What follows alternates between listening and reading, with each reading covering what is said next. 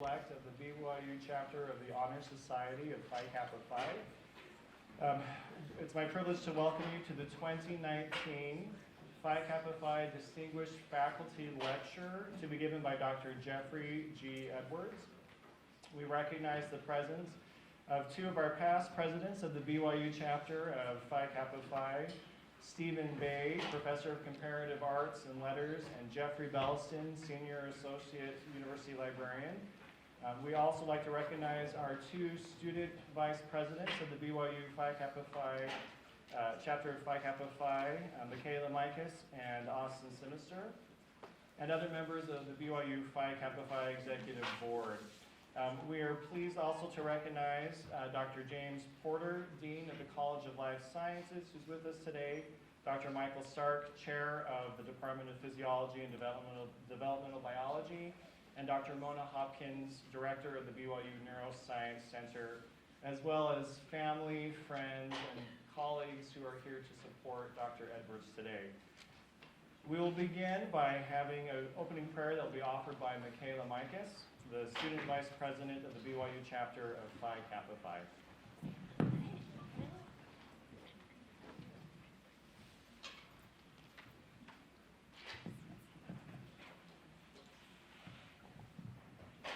Our dear Heavenly Father, we're grateful we could all be here today to learn from Dr. Edwards, and we ask that Thy Spirit be with us as we hear the things today, and that we may learn and grow from them. When you say these things, in the name of Jesus Christ, amen.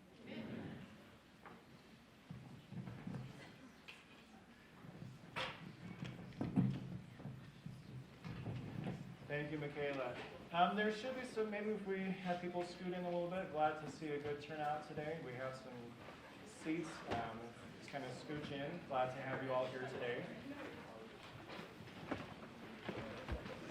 Each year, the University Awards Committee, in conjunction with the BYU Phi Kappa Phi Executive Committee, selects a faculty member to receive the Phi Kappa Phi Distinguished Faculty Lecturer Award.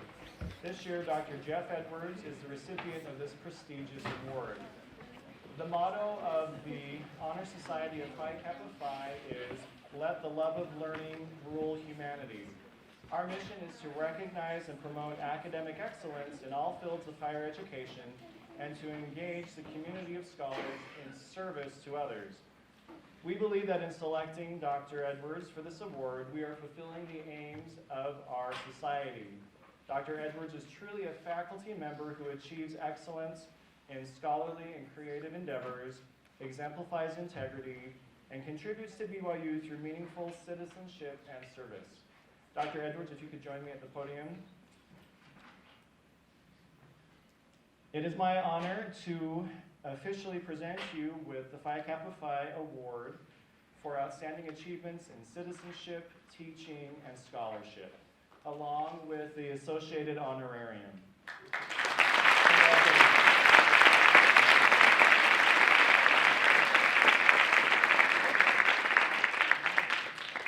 I will now introduce Dr. Edwards more fully and then turn the remaining time to him to deliver his address entitled, "The Brain's Ability to Learn and Adapt, Stress, Exercise, and Drugs."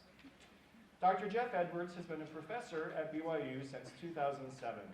He is currently a full professor in the Department of Physiology and Developmental Biology in the College of Life Sciences. Jeff is married to Laurie Edwards, and they have 4 children, 2 girls and 2 boys, and reside in Springville, Utah. His hobbies include golfing, skiing, basketball, hanging out with the family, and he always enjoys a good barbecue. His interests are in neuroscience and understanding how the brain functions. He loves to read, in particular, early U.S. American history. He hopes to keep both his brain and his body from deteriorating too quickly in order to age gracefully. That's an endeavor for us all. At the conclusion of his lecture, we will have some time for questions and answer, followed by a closing prayer that will be offered by Dr. David Thompson, one of Jeff's colleagues from the Department of Physiology and Developmental Biology. And now, would you please join me in welcoming Dr. Jeff Edwards.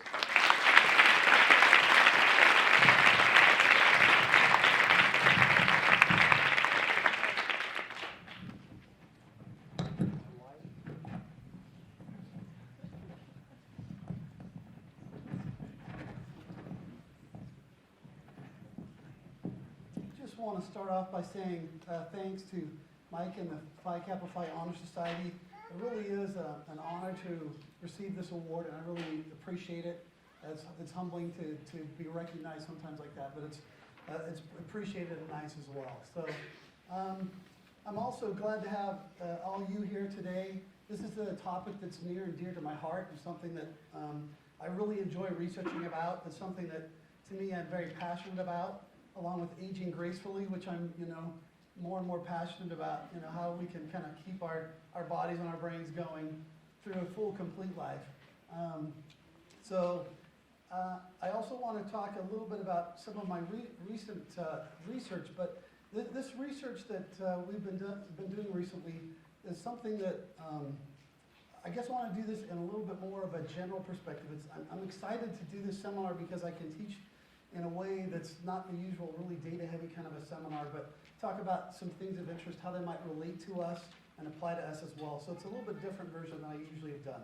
But the focus really is going to be understanding better our brain, and then really some of our recent work on exercise and stress, along with our work with the drugs of abuse that we've done.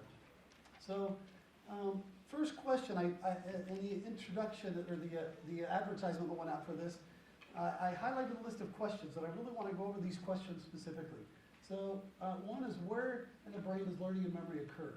So if we look at memory storage, is it a function of the brain in general, so it's kind of occurring everywhere, or is there a specific region that this occurs in? And this is a picture of a brain bow showing the interconnected circuits of the brain. So the brain does communicate with itself, but where in the brain does this happen? So HM, or Henry Molaison, as we now know him, was an individual who was suffering from debilitating seizures. And back in 1953, they did surgery on his brain. What they were trying to do is remove the foci of these, where these seizures were starting. And it turns out that they happen to be in the medial temporal lobes here. And the medial temporal lobes is a location that also includes a region of the brain called the hippocampus. And after they did this surgery to remove part of both of these areas, and then they removed his hippocampus, what they noticed is when they came back and visited with him, then they'd go back, come back again, he had no recollection that there was any discussion previously. And they said, uh-oh, something's wrong. The area we took out must be involved in learning and memory. And I know it sounds bad, but that's kind of how we learned that the hippocampus is specific for learning and memory in the brain. And now we've tried to avoid this replicating this experiment here again. So hippocampus is essential for what we call declarative or fact memories, things that we're experiencing in our lives. Now, the next question really is, how does the brain store these memories? We know that the hippocampus is required. So what is happening in our brain that allows us to store current and past experiences? So for example, where you parked your car when you came into work, or your bike, you're going to be able to remember that because of this short-term memory mechanism we have. But we also remember past experiences, such as maybe birthdays from when you were 15 or something. So we're able to remember kind of and distinguish even recent from past events. So what are some of the potential ways that we store memories in the hippocampus? Well, let's look at what the brain's made up of. First of all, we've got about 85 billion neurons in the brain. So this happens to be one of my favorite neurons in the brain. This is in the hippocampus, our learning and memory center. This is a pyramidal cell, and some of my other favorite cells are here in red. These are GABAergic or inhibitory cells. So the neurons themselves hold the memories. So in essence, when you make a new memory, is it because you made a new neuron, and that new neuron is holding the memory? Another option is there's 100 trillion synapses, so another order of magnitude here greater, right? Is it the synapses, or in essence, the connections between cells? So a synapse is where one neuron communicates with another neuron, and is this able to potentially hold this memory or of these experiences that we're learning and that's going on in our lives? And if you look at each individual neuron, every time you see a little red dot here along that neuron, that red dot illustrates that that's a synapse, or it's a location where another neuron will innervate this cell. And so it could be that synapses are another way that we're holding these memories, okay? Now, I've got my little hint here. Cells, if you're going to make and create a new cell, that might take hours to days to make a new cell, but synapses can be modified within seconds. So there's a little hint right there off the bat, okay, about what might be going on. Turns out 20 years after we learned that the hippocampus was dependent for memories, that a couple investigators, Terz Lomo and Tim Bliss, were working on the hippocampus, and they were working in a hippocampus of a rabbit and trying to understand some of the changes that could be going on there. So up to this point, they were able to see changes going on that might last for a minute or two, but they couldn't find changes that would really correlate to learning and memory mechanisms. Okay, we want the change that would last for a long period of time so that it could correlate to learning and memory. Well, it turns out they were able to do this and discovered something called long-term potentiation, or LTP. So I'm going to be talking about LTP a little bit today. So this was the first time we came up with a how, because this led to synaptic strengthening, which occurred that would last for hours or days. And now that was the first time we really came up with a cellular model that could potentially mediate learning and memory mechanisms of the brain. And in a sense, has been a huge area of study for the last 40 years. There's been several Nobel Prizes handed out for people working in this field of trying to identify and discover how learning and memory mechanisms work. So, what is LTP? I want you guys, I'm going to dig in, only maybe in one spot or two spots am I going to dig kind of deep in cellular. So, and you guys, I want you to understand it so then you can understand the rest of the talk, but I promise I'm not going to dig really deep in a lot of areas, okay? But this one I want everybody to understand how this works. So LTP, where the synapse occurs, so again, where one cell is communicating to another one, this cell releases a neurotransmitter in these vesicles, and the next cell, the postsynaptic cell, has receptors that will respond and bind to it. And when these chemicals or these neurotransmitters bind this receptor, then that's going to activate this cell.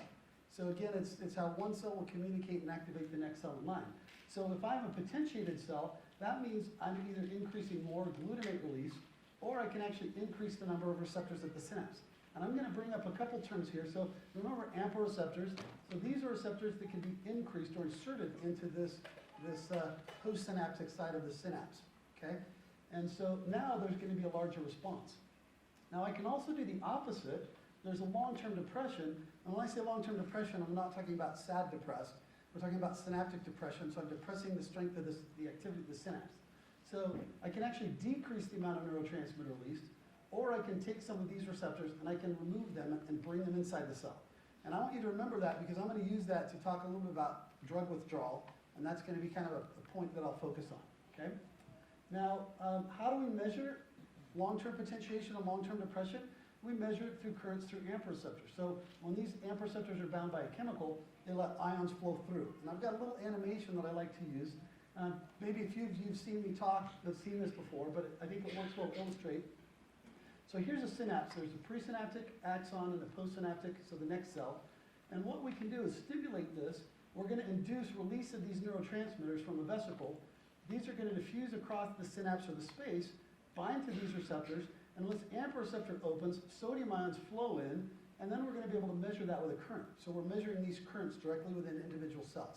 Okay, and I'll show a little illustration of that in a minute too.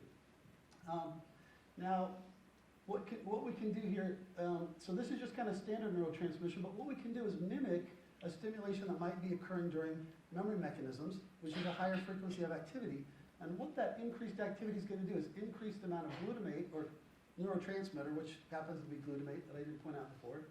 And what will occur as a result of that is I'll open an additional receptor. Calcium induces a signal that tells more AMPA receptors to fuse into the membrane, and I am potentiated. Okay?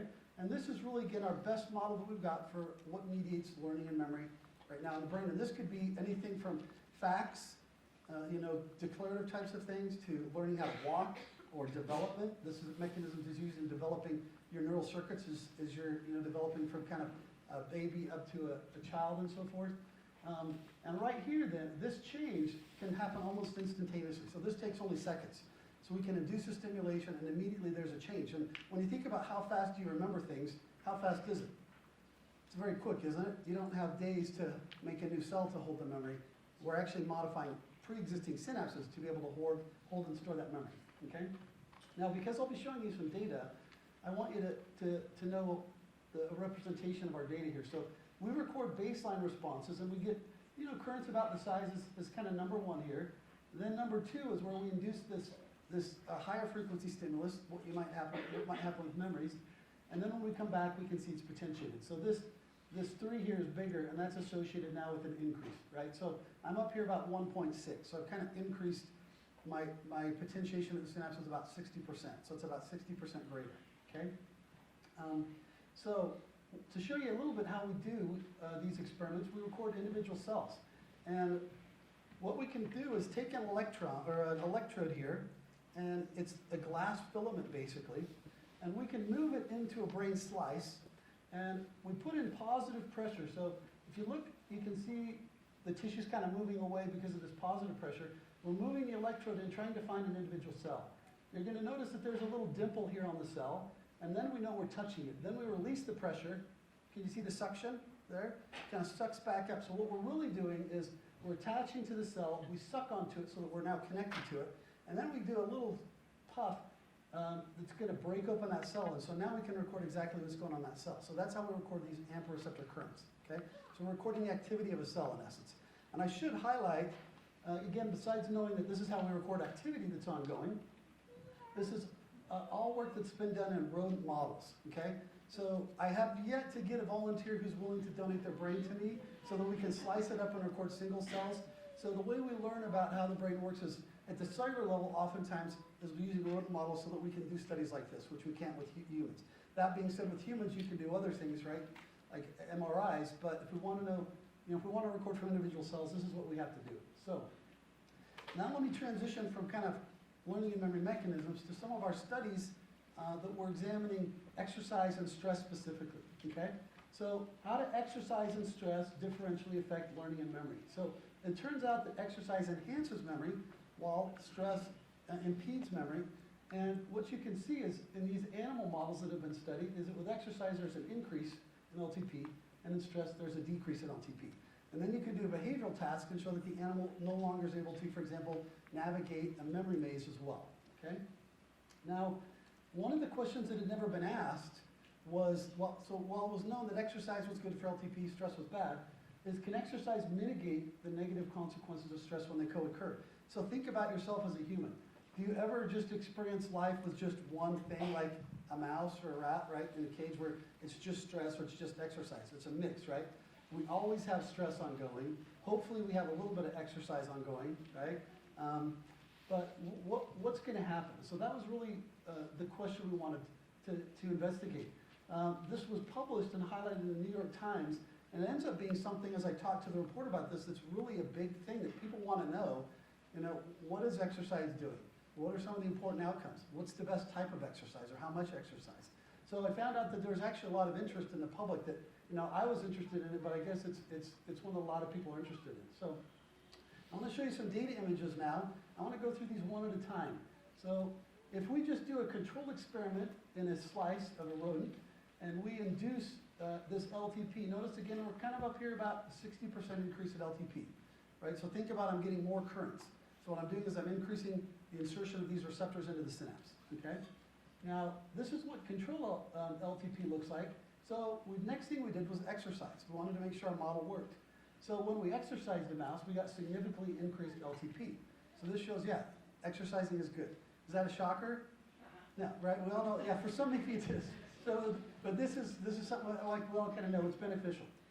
Now, if we stress out an animal, notice how we get a depression of LTP, right? So it's going to now have a harder time remembering things because the LTP has been reduced. So now the question is, what happens when we put them together?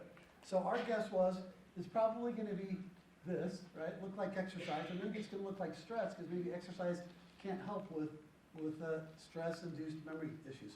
And what it turns out, when we did that experiment, it overlaps the control very, very nicely. So it's not as good as if you just, could exercise only, but it's avoiding some of these negative outcomes of stress alone, okay?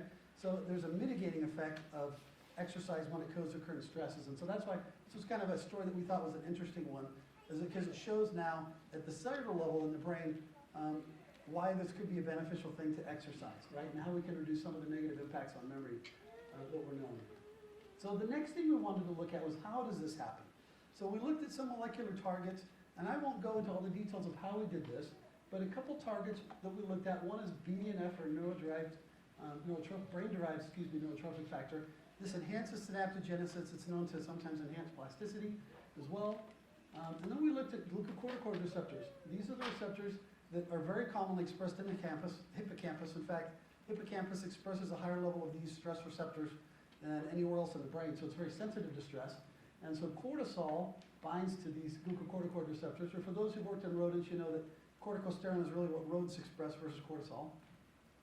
And then we did some PCR. So we're looking at the molecular level inside these cells. are there changes going on, and could these be potential targets that might mediate the changes that we associated with differences in LTP? And so BDNF, were nice to see that this actually was dramatically increased with exercise. But one that really jumped out at me was a change in glucocorticoid receptor levels.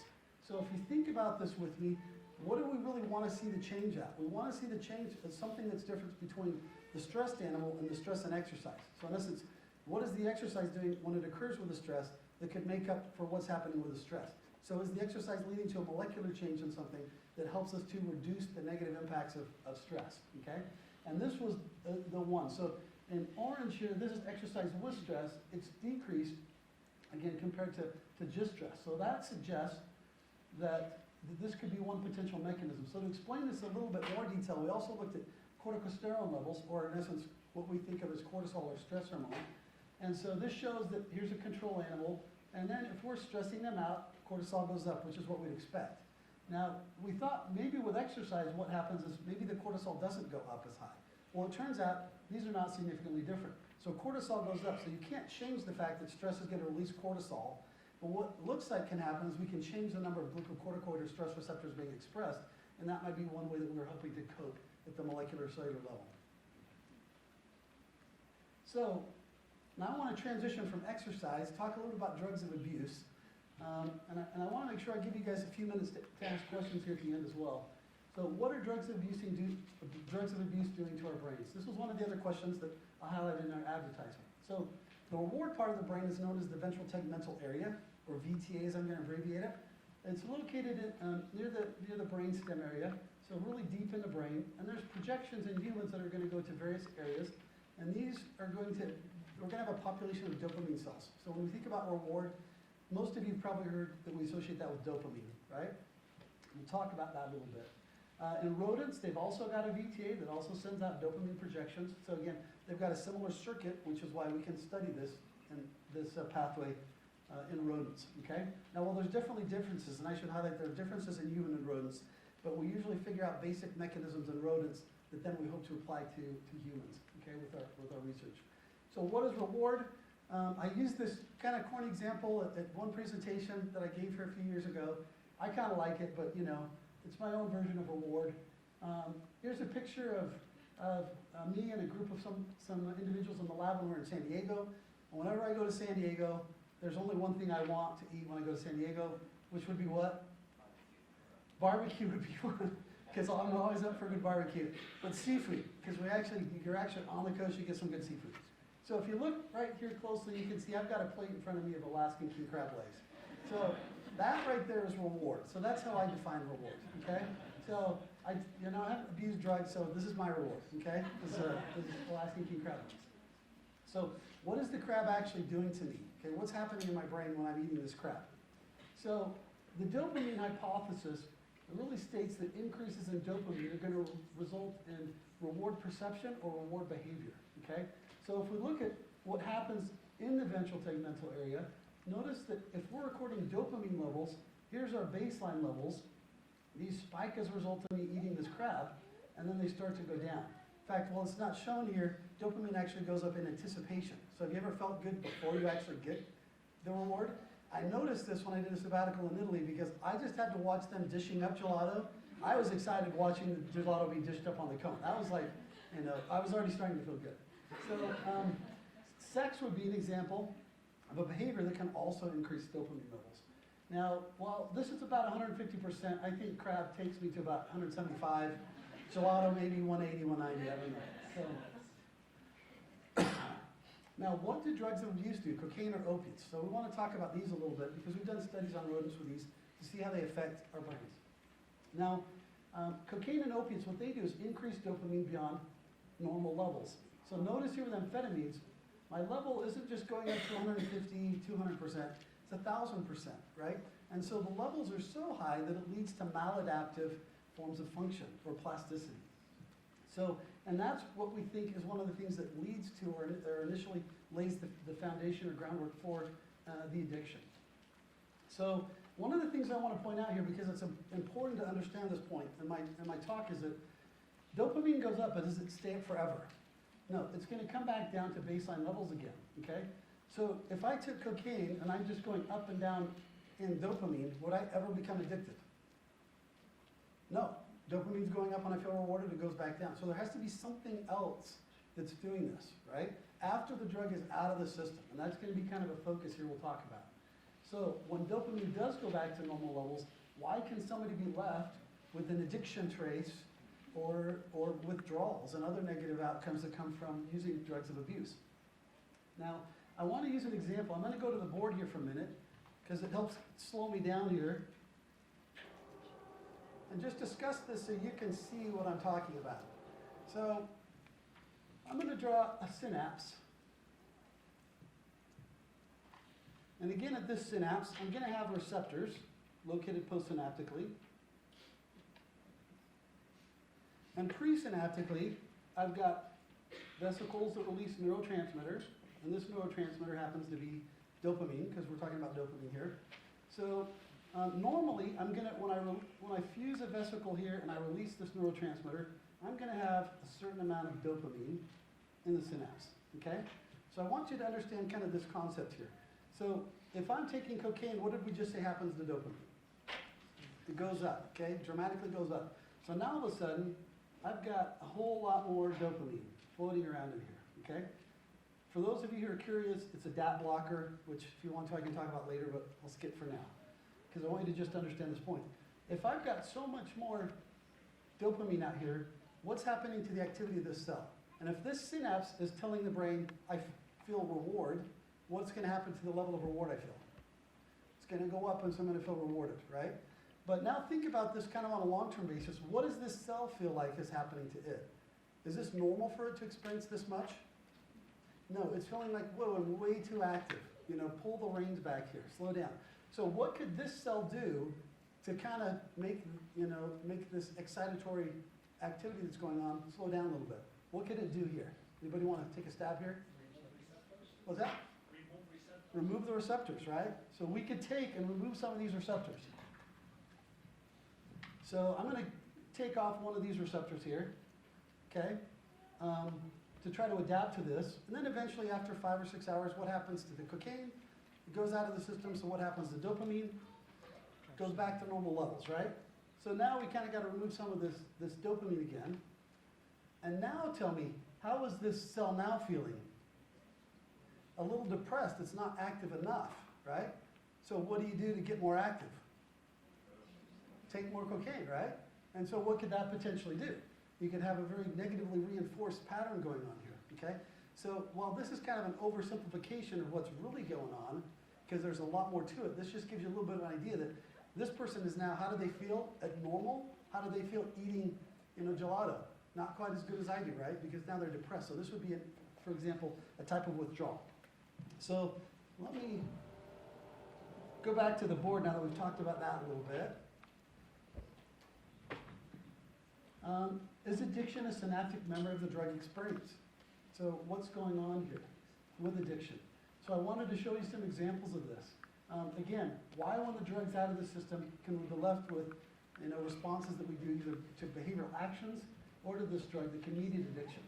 Well, it turns out we get increases in activity in response to cocaine binging. So every time you take more cocaine, we get an increase in structural changes and in activity of the VTA circuit, okay? So, and the first evidence that really there could be a synaptic underpinning to addiction came from a paper out of Antonello Bonci's lab, who works at the National Institute of Health. And what he found was that long-term potentiation occurs within dopaminergic neurons, okay? So I won't go through the data because I told you I'm not going to, download too much here on you. But notice in response to kind of either, naive, not exposed to any drug, or seeing an injection, cocaine causes an increase in the AMPA receptors. So in essence, it's inducing a form of LTP in the circuit.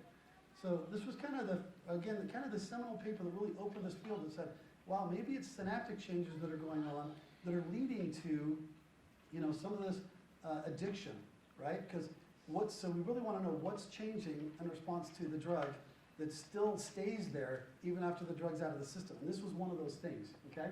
And I should point out, this isn't when cocaine's, in the animal. This is 24 hours after exposure. So this is, again, something that's happened that's the cocaine's caused a more permanent change, right? Now, while this study was on cocaine, there's not been a lot of work done on cannabis or marijuana. This is an area that's a very interest to my heart and like to talk about a little bit. But I'll try not to talk too much about it, but I do want to talk about a few things that are important. So first of all, cannabis is kind of the technical term for marijuana, but the active component that leads to reward is called THC. And so I'll talk a little bit about THC today. So THC is known to impair short-term memory. It's what mediates reward. For those of you who have friends maybe that smoke it, because I'm assuming we don't have too much personal experience hopefully, that usually drives the munchies and other effects. So THC affects different parts of the brain. One part, it might screw up your short-term memory. Another part, like the VTA, is going to be the reward. Another is going to target your hunger centers, and so it'll drive your desire to want to eat food, okay? Now, you get the THC usually from within the flower, where these crystal structures are filled with THC along with CBD, if you've heard of that. Depending on the version of marijuana, you might have different ratios of THC to CBD. And this has been a huge interest in the US and also in Canada with regards to, do we legalize it recreationally? Do we legalize it for medicinal purposes? And what Canada did recently last year was they legalized it for both. And I'm including a little link here in case you're interested. I was asked by the CBC, which is the Canadian Broadcast Corporation, to do an interview and kind of be one of the experts on this panel about what it's doing to the brain. So if you're interested, you can listen to that. It was kind of entertaining while I listened to it because they talked to everybody from pot owners, like shops that own the shops, to what's really going on, to medical care, and try to look at it, kind of a comprehensive view at it. But so this is a big thing. I'm not going to tell you too much about what I think about all that because there's a lot of different ways to think about it. But what we need to also think about here is, can it lead to long-term changes just like cocaine does? Because if it does, maybe it's, maybe there are some potential negative outcomes that should be considered or thought about as a result. And so we wanted to know, could it alter plasticity? And these are studies that people really haven't done very much of, and one of the reasons is a DEA license to get marijuana is like really hard, and it's like an endurance process. So if you endure for 1.5 years, they finally will give it to you, so which is how long it took me to finally get it. But we had to do some studies, which I'll tell you why in a minute, with marijuana. So first of all, is it addictive? This is a question that I hear a lot when I write grants. And so I'm going to give you my biased answer to this. And it's really let's call it less addictive, okay? So while methamphetamine is going to give you a higher propensity to the general populace to become addicted, maybe marijuana might only affect 10-15% of the population could become addicted. But we also have to consider what's the use of marijuana versus other drugs. And what's probably the most heavily abused drug out there? Marijuana. Well, alcohol. There's legal versions, right? Alcohol and tobacco, but the non-legalized versions, at least in some states, so I guess I can't even say that. Depends on which state I do a presentation now. So I was really shocked by this. Marijuana was number 2 for those entering rehab treatments after opiates. So I was surprised because I thought there'd be like, methamphetamines and this and that or heroin, but it was actually marijuana. And so it's not so much based on, maybe there's a little lower addiction potential to it, but because of the widespread use, we have more widespread issues with it. This is the part that's sobering for me that I will tell you more about. It's not my opinion because it's fact, is that the people who suffer from use of marijuana tends to be adolescents. So there's increased use of incident of cannabis use disorder, decreased cognition, decreased memory, decreased IQ, increased depression and anxiety. It's like a gateway drug that you'll tend to use other drugs. So all of the outcomes are very negative. And so as we do maybe legalize this medicinally, we need to think about how it could be affecting adolescents. And let me just highlight that the studies I'll be showing you guys were done in adolescent-aged mice so that we can correlate this a little bit better to an adolescent or immature brain, okay? I should point out this because this is always fun. When I say kind of adolescent versus adult, what age do you switch from kind of adolescent to adult? In human years, anybody know? 2017. Most might say 18 or 19 or something, right? You feel like you're an adult. It's actually more like 25 when your brain stops really developing more. So those of you who think you're an adult probably have a couple years to go somewhere. So, okay?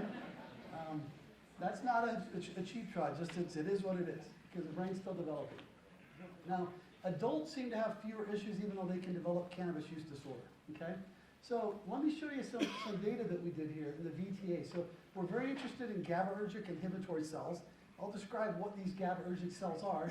And when we were studying to see if they underwent plasticity, like dopamine cells do, we found that actually they are able to undergo LTD. So again, the previous slides I showed were LTP, potentiation. This is now depression.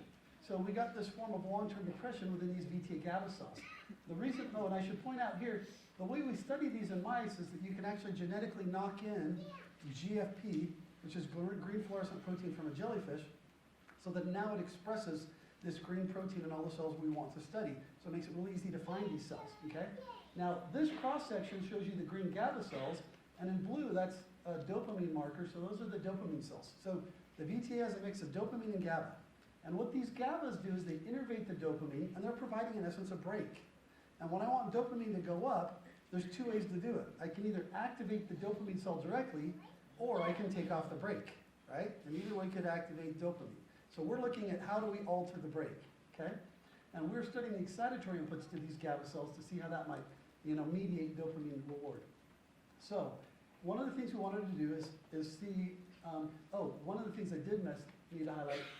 Turns out this plasticity that we see is dependent on CB1 receptors. CB stands for cannabinoid, which again is, like cannabis. So THC binds to these CB1 receptors. So once we saw we had a mechanism dependent on CB1, guess what was my first thought? We need to try marijuana, right? Which is why it took me, a year and a half to patients to get this license so we can do these studies. So if I do a single injection of marijuana and I look at the plasticity, it's basically unchanged. I'm still getting LTD. I'm still getting depression, okay? So, but because marijuana potentially is less addictive, we thought, well, let's give a bigger dose. Let's go 7 to 10 days. So we did 7 to 10 consecutive days of injecting with THC, and sure enough, this is where we saw a result that was meaningful. So notice here, there's no more depression down below 1. We're right here, and in some cells that actually potentiated. So we're at or above baseline, okay? So that suggests, one, the THC is causing a long-term change in the brain, which has really been debated because we oftentimes think of it as a safe thing that's not going to really cause many changes, but there's been studies, not very many because it's hard to get the license, but there's studies from back to maybe 2009 up through this that have shown that it actually can lead to changes. This is the first paper that showed a change that could occur in the reward center of the brain. Now, I'm not going to talk about some interesting data we have that shows that this pathway can mediate reward, but I want you to think about this with me really quick. You got to do a little bit of mental gymnastics, so let's do this really quick. If I am depressing an excitatory input to a GABA cell, so this is an inhibitory cell, this cell is now going to be less active. So if this cell is less active, what happens to my brake? Is it as strong? No, so there's less, so the brake comes off a little bit, and so now what can happen is I can release this brake and dopamine levels go up. Now, if I've included my ability to release the brake, because I can't do this anymore. So it's like saying my brake is, I can't take the brake off, so the brake's permanently on, how am I probably going to feel? Maybe not as good as I would potentially, so this could be a potential mechanism meeting some of the withdrawal effects that we see with marijuana with users. Okay? Now, one of the things that now I want to move on to, and this is really the last thing I think, and we'll try to wrap up and give time for some questions, is can addiction be overcome? Okay? This is important, I think, for all of us to know because there's a potential for all of us to have addictions, isn't there? We all get experienced to behaviors or drugs or whatever, and it's good to know, is there, cope, I guess? Can we kind of overcome some of these things? I want to again turn to cocaine as an example. We did these same studies similar to what we're done with dopamine cells, but now with these GABA cells. So we injected cocaine, we waited 24 hours so cocaine left the system, and then we looked at the plasticity again. And it turns out with a single injection of cocaine, we blocked this LTD. So it didn't take as much as it did with marijuana, okay? We also did chronic cocaine and showed that we're also including this, okay? Now the next question is though, when we think about can we overcome addictions, is this a permanent change or is this a reversible change, right? How long does this change last? So that was the next experiment was we want to say, if we do a single injection of cocaine, right? So if we're recording 24 hours later, we're blocking this LTD. But what if we wait a week and see can this change be reversed? So that's what we did in this experiment, and notice here that we're able to reverse it a week later, okay? And so it turns out our brain can adapt both directions. And so we can kind of move back to where we were before, okay? And I think that's an important thing to know is that we can reverse some of these negative synaptic effects that are going on as well in the brain, okay? So a little bit of a conclusion, and then I want to recognize and highlight a few people as well. A kind of illustrated here that synaptic plasticity is what mediates learning and memory, our ability to modify our synapses. We know that in the hippocampus, that's where it occurs and is essential for declarative fact memories. That exercise, likely at least through one possible mechanism, decreasing glucocorticoid receptors, can overcome some of the negative impacts of stress on our learning. So good to exercise, yes, just one more piece to reinforce that that's good, that we all know. Whoops. Withdrawal is going to occur with decreased dopamine, but we know that even though we can be put into kind of these withdrawal time periods, that we can kind of reverse that, all right? Now, I want to, I guess, maybe say one other last thing about this too, is it better to just not do drugs and rather than hope that we can reverse it? Yes, okay? So there's just now, because I don't want to sound like everything reverses, so if we were to draw maybe your addiction level, and we'd say, okay, every time I use cocaine, I become a little more addicted, right? We get this kind of, I'm going up, and now I go off of it. So what can happen is in time we can kind of reverse, we can get back to where we were before, but if I take cocaine again, do I just do a little step? You actually step much closer to where you left off before. So really it's better not to do it in general, but if you have done it, know that yes, we can kind of reverse some of these changes and that is possible, okay? Now some of the future directions, we're interested in really knowing maybe what are the different kinds or types of exercises that can mediate this change. So what are the effective ones? We did this with running. Turns out mice love to run, so they would run about 5 kilometers a day. So if you can imagine running a 5K day, that's what these mice were doing on their own just for fun. And we want to also better understand some of the molecular mechanisms as well. Now lastly, I want to kind of give credit where credit's due. A lot of this work that was done in the VTA was done by Phil, Jared, and Lindsay. And then Roxanne did a lot of the work on the exercise stress. And Isaac and Teresa are also both involved in this study in the VTA. There also was many undergraduate students involved. These are pictures, I guess maybe it's obvious, but this is after we do kind of a lab barbecue, because again, I like barbecue. So these are lab barbecues we've done, we've had some fun at. And I also wanted, now that I've got maybe everybody here, I wanted to thank everybody as well who came to this presentation, family, friends, faculty, board members, and others that are here. Appreciate everybody being here, and also the Phi Kappa Phi organization. And I should lastly also thank the money that helps make this possible, the National Institute of Health, which I've had a few grants from, and also BOE mentoring and grants that have helped facilitate a lot of the work that the undergraduates have been able to do as well. So with that, hopefully I've given a few minutes still here for questions. So thanks for your attention.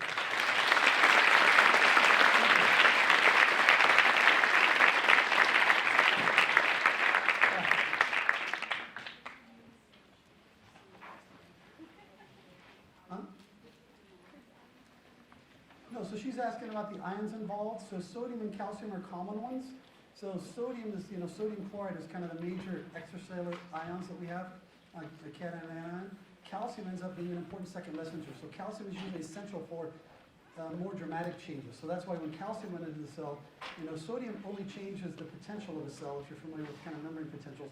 But calcium is a second messenger, so that it can do some changes. But other key important players are things like chloride, which is the inhibitory ion, as well as magnesium, which regulates the activation of some types of receptors.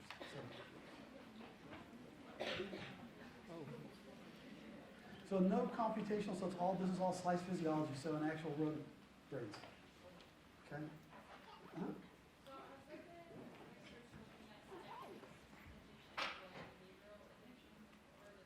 Yeah, so good follow-up question. So she's asking, what about behavioral addictions?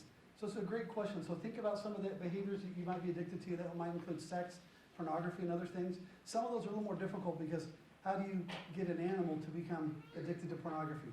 Everybody's naked, right? In the animal kingdom. So it is a bit harder to study these kind of behavioral changes with some things. Sex, I know there's some people who've done some work on that. But with humans, there has been some studies on humans where you can use MRIs because the humans can become addicted to it. And what they see is there's a decreased interaction or communication between the reward part of the brain, which sometimes people call the reptilian part, lots of terms for it, and the frontal cortex, which is the decision making. So they can actually see decreased frontal lobe activity, meaning that there's not communication going on. So rather than making a decision, so like if I'm a cocaine user or something like, oh, I shouldn't probably do cocaine because the money it's gonna cost isn't going to allow me to feed my family. You just do it because there's not that same connection. So with pornography, you're not making the decisions appropriately. So there are some changes that occur in humans, even though we can't study that as well in rats. So there's definitely some very similar things that can be studied though with behaviors, and you can do this also in rodents, but it has to be the right model, like sex, which has been shown. Yeah. So, is it explained how to forget things? Oh yeah, so how do we forget things? So it's interesting where we all think that the brain should want to remember everything, and why do we even forget anything? It is actually important to forget things. So like PTSD, which we're also working on right now and doing a study on, your brain actually wants to forget some traumatic events. So somebody with PTSD has aberrantly strong memories, right, that they can't forget, maybe would like to. So then something happens and you're brought back to this trauma or whatever happened to you, right? It's a very, very strong memory. So the brain actually does have ways to forget and sometimes wants to forget. And it's thought to be kind of an economic question. Like, we experience things all the time, so I need to remember where I parked my bike today, or my car today, but do I need to remember where I parked my car from 2 weeks or 3 weeks ago? So the brain says, why take all the effort in storing every single memory about everything when it doesn't matter? So what are the kind of memories that do matter? It's usually those that lead to an emotional response in us, right? That make us really happy or really sad. Those are things that tell the brain that this is an important thing, so I want to remember it. So the brain isn't necessarily made to remember it unless there's an emotional response attached to it, or we rehearse it and associate it over and over again to other memories. Did I answer that good enough for you? Okay, good. Huh? When you say there's an emotional response attached to it, does that mean that there's a difference in the neurotransmitters that are being released? Yeah, so when there's an emotional response, you're probably enhancing this LTP to a very dramatic level. And I didn't talk about this very much, but it turns out LTP, once it goes up, it can slowly, decay or go away. And in fact, the brain, almost like I use an analogy of a whiteboard while we write up memories, the hippocampus can also erase them to make way for new memories as well. And so, but things that are emotional lead to enhanced LTP that's going to make sure we consolidate it from a short-term to a long-term memory. And that's what I really didn't talk much about, is that the hippocampus forms short-term memories, which my definition of short-term is hours to days, but only if it's consolidated downstream to more cortical regions is it going to be permanent. And that would be kind of a long-term. It seems to happen more that way. There's this consolidation from short to long if there's an emotional attachment to it. Hmm? So I know you focus more on like neurological research, but do you know if there are any other physiological effects from, even though you have cortisol going up with stress and exercise, bringing down some of the levels, or I guess the effects of that stress in the brain? Yeah. Wouldn't that cortisol still be having a major effect on other parts of the body though, physiologically? It would. Even though you're trying to exercise, Yeah, you've got glucocorticoid receptors definitely in other parts of the body and other parts of the brain, and you're going to have that effect. So it doesn't seem like exercise is able to really change cortisol, so the cortisol still could have negative impacts on other parts of the body as well. Still better to avoid stress if you can, right? In whatever way that you're able to. Pat? In your research, did you find that the receptors were permanently damaged at any point in time over a long period, short period with the animals? Yeah, so interesting with this, there's usually kind of a constitutive cycling that goes on, so they're always changing out about every few days. But when you get plasticity changes, what it usually does is changes the numbers of slots, so meaning the number of potential receptors that can be put there. So it can remove slots or add slots, and then those receptors cycle. So I'm trying to think of a good way to answer this. The types of receptors in the subunits actually do change in response to different drugs. And so you alter the composition, you can alter the composition of the receptors, so they are a little bit different, when you've taken a drug. But anything we've done with the reversal, it was good to see that it came back and looked fairly similar, right? But there's also, what's that? Did you see it come back to normal levels, or? Yeah, it came back to normal levels. And again, we're kind of just studying one circuit. Really with an addiction, there's so many circuits and so many parts involved, it gets complicated because there's not only the addiction of the drive, but the behavioral response to it, right? So, and that's pathways that are also prefrontal cortex, because that's why people, when they walk into a bar, just going into the bar can affect it, even if you don't have the alcohol or you're tasting the alcohol, just that situation, right? So there's a lot of different circuits that are involved in not just reward, but our decision to act on that reward, right? So there's a lot to it that I didn't have time to get into. So, but it looked like they went back to normal. What's that? Gelato? Yeah, like gelato. Yeah. So I don't know. I have to study my brain. What happens now that I'm off gelato for a while? What about caffeine? That might be the favorite drug. Yeah. So along with sugar, that's probably the Mormon's favorite drug of choice, right? You do see changes that can occur with sugar. And with caffeine, I have never studied really caffeine, but caffeine is usually something that increases the activity of these cells. And I'm not as familiar with it because it doesn't lead to as a dramatic as effect as cocaine. Cocaine's a common model because when you're looking to see an effect in general, it's a great way to do it.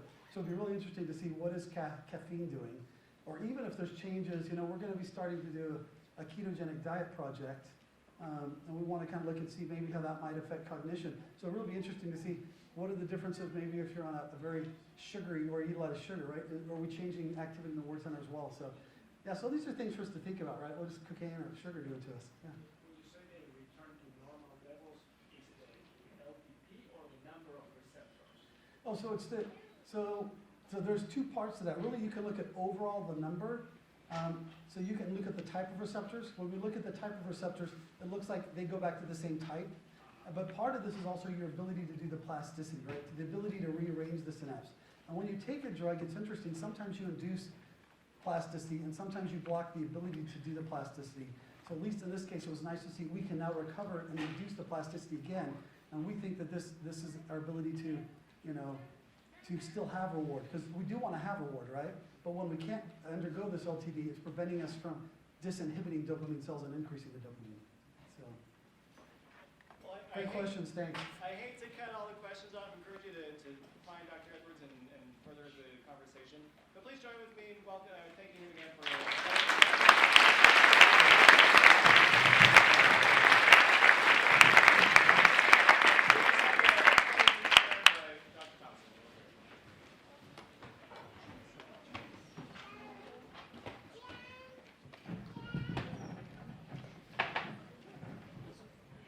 Our Father in heaven, we are grateful this morning for the time we've been able to spend with Dr. Edwards and to learn a little bit about his expertise and the things that he's been doing in his work here at BYU. We are thankful for him and his contribution to this university and to the field of neuroscience.